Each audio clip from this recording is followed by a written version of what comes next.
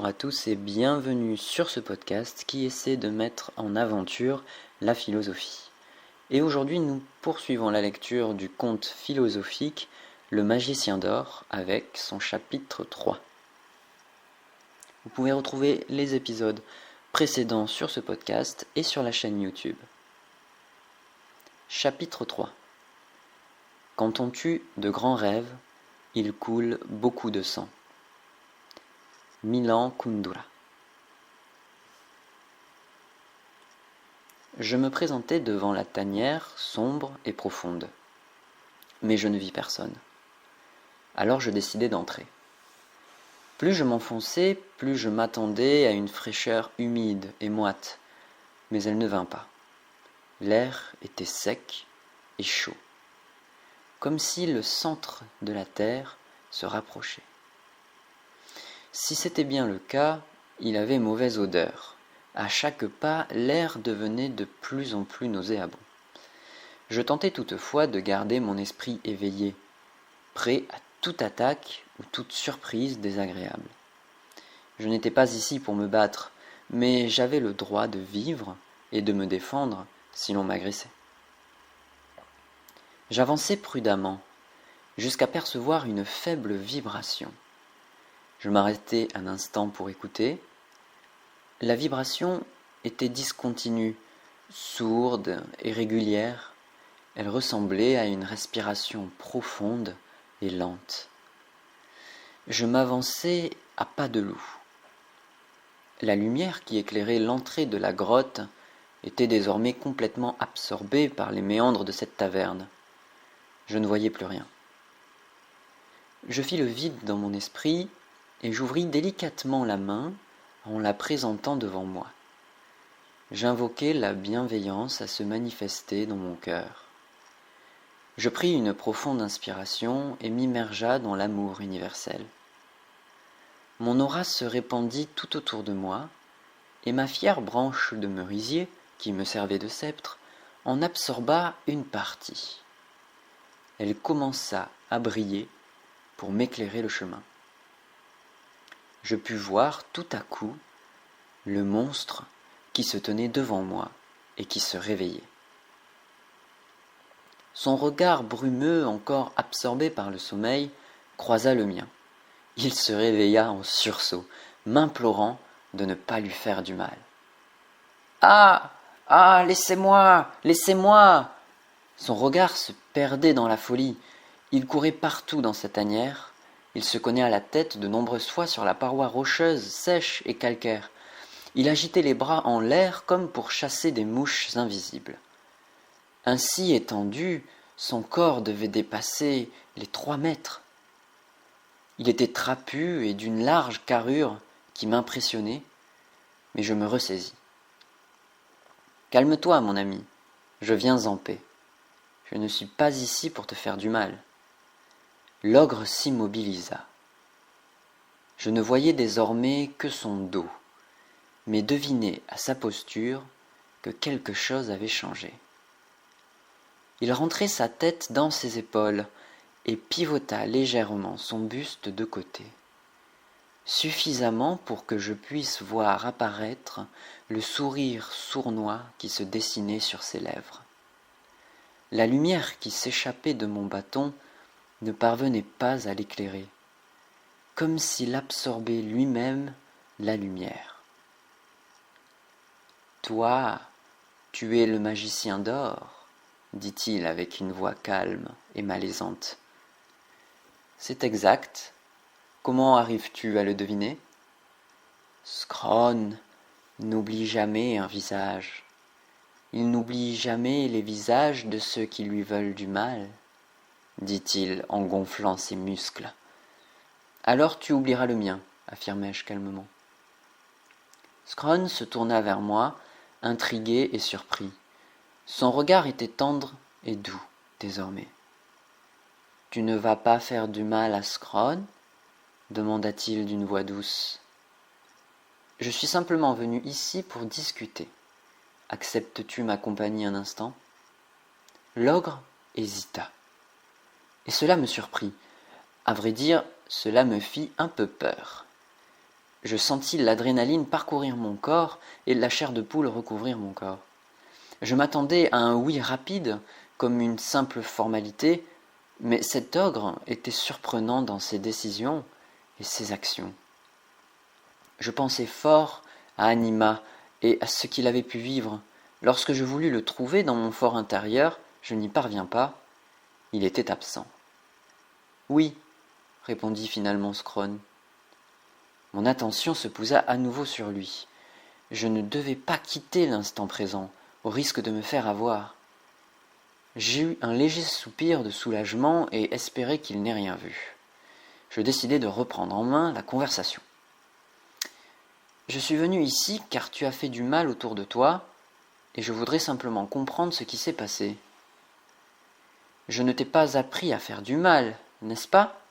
Demandai-je maladroitement. C'est eux qui font du mal à Scrone. Je t'ai donné le pouvoir d'arranger les choses. Pas assez de pouvoir, il fallait plus de pouvoir. Je t'ai montré comment croire en toi-même, ajoutai-je sèchement. Il n'y a pas de plus grand pouvoir que de croire en soi-même. L'ogre faisait les 100 pas. Il tournait en rond dans sa tanière devant moi, les mains sur la tête, perturbé. Il essayait de se contenir, mais je sentais sa colère bouillonner en lui. « Tu as tué ces gens, déclarai-je. » Il s'arrêta. Je devinais presque en cet instant ses pensées qui disaient « Et je t'ai tué toi aussi ». Mais il ne dit rien. Il se contenta de froncer les sourcils et de me défier du regard. Scrone est comme l'or. Il a évolué. Il ne se laisse plus faire. Il prend sans demander, parce qu'il le mérite. C'est vrai, tu as évolué. Et cela te fait peur, n'est-ce pas ? Lui demandai-je calmement. Scrone fut étonné par ma question. Je le vis dans son regard. Je repris. Il est impossible d'arrêter le changement. Lorsqu'une chose évolue, elle entraîne de nombreuses autres choses avec elle. Tu as décidé d'évoluer, et cette décision a eu un impact sur le monde qui t'entoure, et sur toi-même. Ne sois pas effrayé que les choses changent. Scrone n'a pas peur, il n'a plus peur désormais. Le travail est long et fastidieux de se libérer de ses peurs. Ce n'est pas honteux. Tu vas réparer tes erreurs, et je vais t'aider.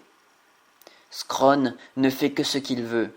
Il n'obéit pas, il n'obéit plus au magicien, quel qu'il soit. Quel qu'il soit, relevai-je. Mais je le vis s'approcher de moi d'un air menaçant. La colère s'était à nouveau emparée de son regard. Il formait une masse déterminée, terrifiante. Mais je devais garder mon calme et montrer ma maîtrise. Je repris. Lorsque je t'ai enseigné ta place dans ce monde, je t'ai montré toutes les possibilités qui s'offraient à toi. Et tu t'es senti obligé d'en saisir une, alors que tu n'étais pas prêt. Tu ne crois pas en toi. Tu ne te fais pas confiance. Lorsque nous ne sommes pas sûrs de ce qu'on accomplit, nous ne voyons que les mauvais côtés. Tu t'es enfermé dans ton pessimisme en essayant de te convaincre que tu avais raison. Laisse-moi changer ça. L'ogre se raidit. Il s'accroupit devant moi et colla son visage près du mien. Son regard pénétrait le mien. « Tu vas donner plus de pouvoir à Scrone ? Me demanda-t-il. « Je vais te donner tout mon pouvoir, lui répondis-je. Je me méfiais énormément de cette créature, cet homme déchu et perdu, dont le sourire narquois ne quittait plus son visage depuis ma dernière promesse de lui confier tout mon pouvoir. Je me demandais quelle vie il pouvait avoir ici. Il était seul, étrangement isolé, avec comme seule compagnie son désir de vengeance. Ou peut-être bien enfoui au fond de lui un profond désir d'amour. Il y a bien des choses qui ne nous appartiennent plus lorsque nous sommes aimés. Des choses qui nous rongent, qui nous dévorent, mais qui nous quittent parfois par un seul geste, un seul mot d'amour.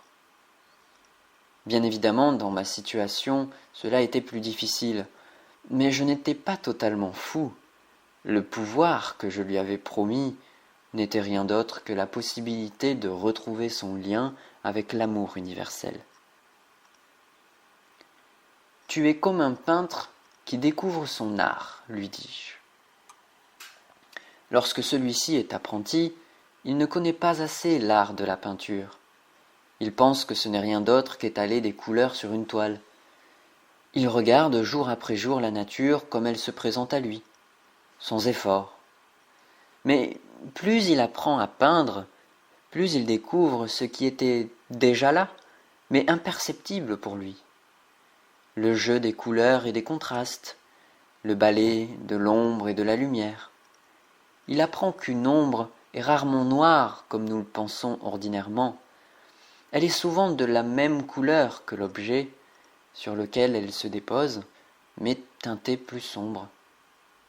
Il y a une infinité de dégradés de couleurs autour de nous, qui nous donnent du volume, de la profondeur. Le peintre accompli apprend à poser un nouveau regard sur la nature. Il sait peindre attentivement, précisément, assidûment. Il réalise des choses merveilleuses pour peindre. C'est pour lui beaucoup plus qu'étaler de la peinture sur une toile. Et le maître, lui, celui qui maîtrise son art, a encore une autre vision de la peinture que tu apprendras plus tard. Non, Scrone veut savoir tout de suite. Que sait le maître que Scrone ne sait pas? Je ne te pense pas prêt à l'entendre, lui expliquai-je. Scrone peut être prêt. Scrone veut savoir. Très bien, comme tu veux. Pour le maître, peindre, pour lui, ce n'est rien d'autre au final qu'étaler de la peinture sur une toile. Je vis Scrone hésiter un instant, puis il s'emballa les mains sur la tête et tourna en rond. Scrone ne comprend pas, Scrone ne comprend pas, le maître revient au début. Tu te moques de moi, magicien, tu veux priver Scrone de son pouvoir. Il prit un air menaçant et serra ses poings. Encore, il s'avança vers moi, je sentis l'adrénaline m'envahir et fus surpris de sentir ma main serrer mon sceptre plus fort encore. Je regrettais déjà ce geste. Je me ressaisis pour ne pas me laisser intimider. « Tu n'es pas un bon élève, lui dis-je d'un revers de main. Nous réessaierons demain. Sur ces mots, je lui tournis le dos. Je sortis de la grotte d'un pas sûr et confiant, même si je craignais toujours une attaque par derrière de ce meurtrier. Heureusement, elle ne se produit pas. Je ne pouvais que deviner la réaction de mon élève, car il eût été maladroit de se retourner. J'imaginais qu'il devait être sans voix devant tant d'audace et de sévérité. Il venait de perdre une journée, alors que je lui avais promis quelques instants plus tôt tout ce qu'il attendait depuis toujours, mon pouvoir. Je pouvais deviner sa frustration. Celle-ci s'exprima d'ailleurs l'instant suivant, puisque je l'entendis hurler de toute sa voix. Il m'en voulait. Mais il s'en voulait surtout à lui-même. Enfin, j'espérais. Tout ce travail n'allait pas être facile, mais il n'est jamais facile d'aider. Il n'est jamais facile d'aider, hein, Anima, déclarai-je à haute voix. Tu avais raison quand tu disais que j'allais vite l'apprendre. Mais Anima ne répondit pas. Il y a beaucoup d'ombre en lui, continuai-je. Mais le hasard a fait que l'entrée de sa tanière pointe vers l'est, vers le soleil qui se lèvera demain. Ce sera une belle journée, j'en suis sûr. Scrone ne m'a pas tué, c'est déjà mieux que la dernière fois, osai-je plaisanter. Mais Anima ne me répondit toujours pas. Je décidai alors de passer la nuit ici, à l'extérieur de la grotte. Je pris position pour une petite méditation, quand la nuit prenait possession de l'espace laissé par le soleil couchant qui tirait sa révérence.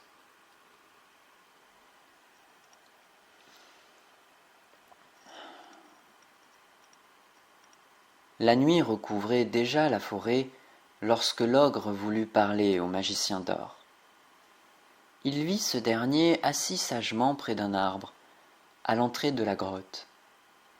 L'ogre l'observa un bon moment. Cet être, en si haute harmonie avec l'amour universel et la nature, rien ne le laissait deviner. Il était même plutôt chétif comparé à l'immense carrure de la créature, mais une étrange aura émanait de lui. Une aura qui imposait le calme et le respect. L'ogre songea à s'asseoir à côté de lui, mais se ravisa une fois à proximité. Il était trop impressionné pour rester là plus longtemps.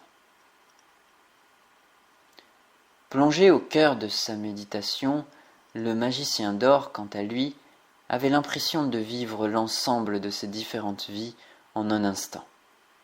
Il se rappelait beaucoup de choses dans ses premières méditations. Ami du vent et du voyage, les oiseaux l'appréciaient grandement. Il venait se déposer régulièrement sur ses épaules et ses bras durant ses premières méditations, lorsqu'il communiait avec la nature. Il se laissait bercer par leurs chants et petites présences. Lorsqu'il méditait, les nuages disparaissaient pour lui procurer le plaisir de savourer le soleil sur son visage. Le magicien d'or avait d'immenses pouvoirs. Toutefois, lorsqu'il comprit mieux que quiconque avant lui les lois naturelles de l'amour universel, il laissa les oiseaux regagner leur place dans le ciel et laissa les nuages assombrir ce dernier. Et les oiseaux ne vinrent plus le voir lorsqu'il méditait, car le magicien d'or n'était pas différent de tout le reste. Il vivait, comme les oiseaux, comme le ciel et les nuages, comme le soleil, dans l'amour universel. Rien de plus. Et c'est la fin du chapitre 3. Merci à vous d'être allés jusqu'au bout de cet épisode.